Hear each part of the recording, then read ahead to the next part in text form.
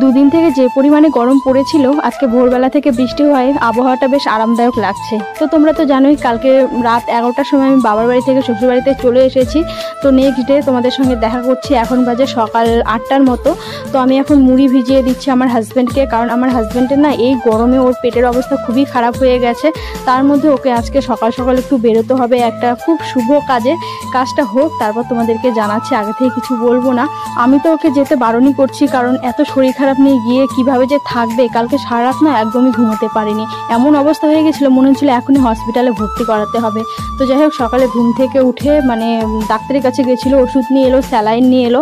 তো এখন নাকি মোটামুটি আছে। আর যেহেতু কথা দিয়ে ফেলেছে, কথার দাম তো ও মানে আমার হাজব্যান্ড অন্যরকম, যদি একবার কথা দেয় ওর যতই শরীর খারাপ হোক বা যতই অসুবিধা হোক ও ওখানে যাবে।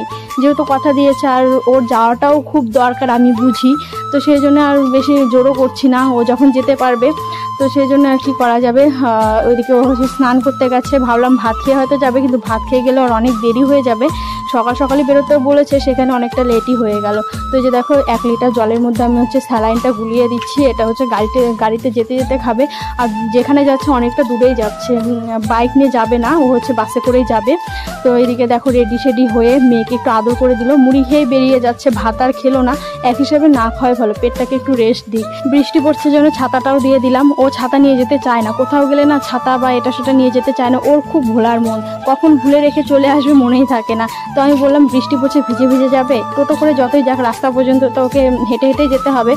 তো ও বেরিয়ে গেল। এদিকে আমি বেশি দেরি না করে রান্নাটাও চাপিয়ে দিলাম, কারণ মেয়ে ঘুম থেকে ওঠার আগে আগে আমি সমস্ত রান্নাবান্নাগুলো কমপ্লিট করে নিই।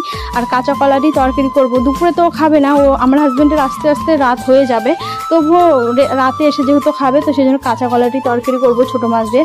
আর দেখো এটা কি বলো তো, কমেন্টে তাড়াতাড়ি জানাও তোমরা যদি গেস করতে পারো। আশা করি বুঝতেই পেরেছো, এটা হচ্ছে মাখনা। আজকে থেকে আমি 30 ডে ওয়েট লস চ্যালেঞ্জটা শুরু করব।